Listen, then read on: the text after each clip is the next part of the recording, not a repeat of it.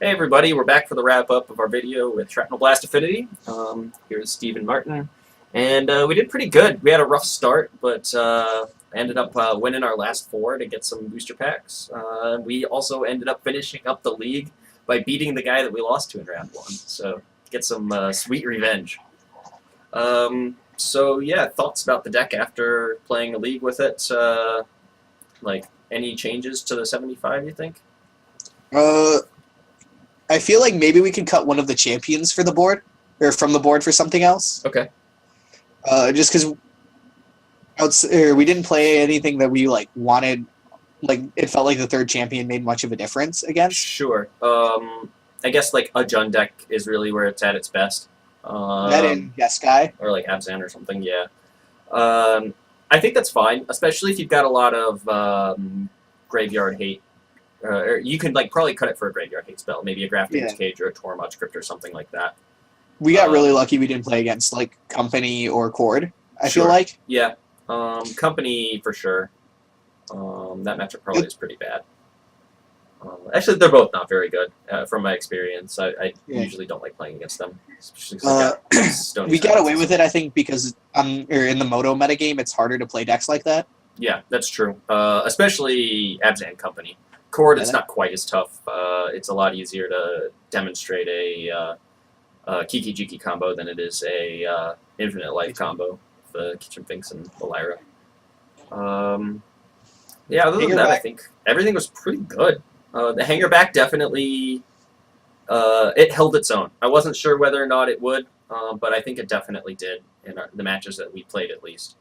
I was a little worried that it's just too slow for the modern metagame, but when you have draws that have a hanger back in them, it tends to just slow the game down, and that's fine because we don't need to win immediately. With normal affinity decks, they're just trying to kill you as soon as possible, but you can slow the game down and just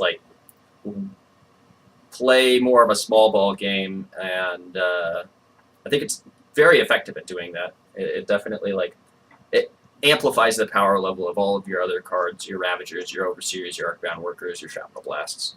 So I was pretty happy with it. I don't think I would play the deck. I tried it with Etched Champions instead of the Hangerbacks earlier in the last couple of days, and I wasn't very impressed with it. After playing with the deck with the Hangerback Walkers instead, I think that's definitely the card to have.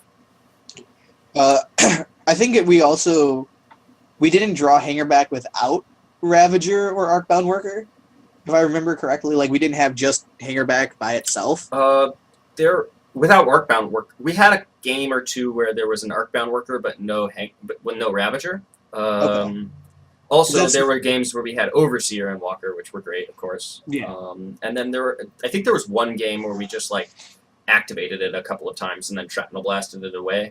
Was that the mirror? I think there was an mirror match. We had the Ravager in the mirror, though. Okay, one of the games we had Ravager. The other game I didn't think we did. Maybe I'm wrong. No, we did. We had 2 Ravagers, 2 Hangerback Walkers, and they had a Steel Overseer going, and we were able to beat it. You're right, though. The second game of that match, we had just the Walker. Okay, and yeah, I think Walker it was plus fine. Walker. Yeah, because we beat a Master of Ethereum draw. Yep, I remember that. Walker. Yeah, we didn't need the Ravager. Which I think speaks to some power of the card that it's able to beat Master of Ethereum. Yeah, head up. Which is these cards. I would take this version of the deck in the mirror match any day. Which is pretty telling considering how much more obviously powerful a card like Master of Ethereum or Etched Champion is over unassuming Hangerback Walker. But, we also didn't draw Overseer in the mirror, and our opponent did.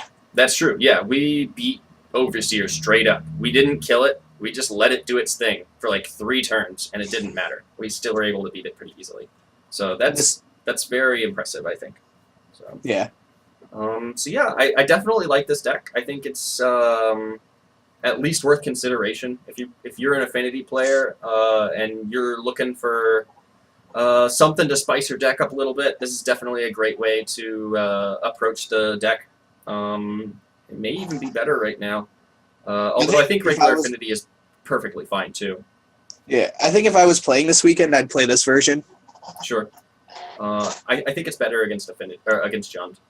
Honestly, it sure. feels like the only card I would be concerned about in that matchup would be Kaladesh. Sure, yeah, that card's pretty terrifying. But we have 7 burn spells to kill it, as opposed to like the 3 that a normal Affinity deck would. Yeah, So, I meant specifically for like it shutting off Hangerback Walker. yeah, and Ravager. Yep, it's not the best, but and Arcbound Worker, I guess too, because it turns off modular. Yeah. But yeah, Arcbound Worker was an all-star. I think he was significantly more impressive than Memnite to me once again. This version also does have an edge against Kaladesh if you have a ground creature, Okay. like multiple ground creatures you have to attack with, Mhm. because you have the Shrapnel Blast to prevent the lifelink. Sure. And you could just kill it though with the Shrapnel Blast before you get to attack, unless it's just I'm like saying a like 5, if the 6, or a Shrapnel 6, Blast 7 deals or like the something. lethal damage, like Oh, there are sure. Yeah, I see what you mean. it Yep. could come up. Yep. Because that 3-point life swing is huge. Right. Yeah, another cool thing the Shrapnel Blast did that was, let's see, we got to kill our Nexus in response to him spreading seizing it against Merfolk. That was pretty great, so he didn't get his cantrip. But yeah, I'm really happy with the way this deck looks, and if I were to play Affinity over the next couple of weeks, I think this is definitely the way I would take it. Let's see. I liked the Spell Snares, I liked the Spell Pierces. They were both great in the matchups where we had them. Basically, all of our sideboard cards performed well, I think.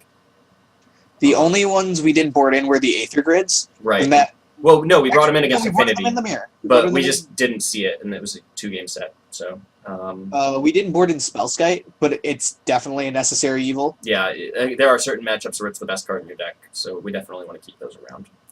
But yeah, I can dig cutting an Edge Champion maybe for a Graveyard Hate spell. Maybe cut the second Ancient Grudge also for another Graveyard Hate spell. Ancient Grudge is a great card by all means, but the Spell Snares are also Affinity hate cards. So we've got quite a bit of good stuff in the mirror because we've got grudges. We've got theoretically it would be 1 grudge, 2 grids, and 2 Spell Snares. So I also wouldn't play Affinity without having Spell Snare in my board going forward. Like if you want to play normal Affinity, like by all means, it's still a great deck. right. But you should definitely adopt the Spell Snare tech from this deck. I agree. Spell Snare is a fantastic card in Affinity. It's great in the mirror, great against Jund, great against all of your hate spells. Yeah, fantastic. It's a hard counter too, which is a really big deal. Spell Pierce, they can just get enough mana to play around it eventually and invalidate it, but there's no amount of mana that they can put into play that would invalidate a Spell Snare. So, yeah, overall, I'm pretty happy with the way the deck looked and looking forward to playing it again. So thanks everybody for stopping by, watching our video, and we'll be back next week.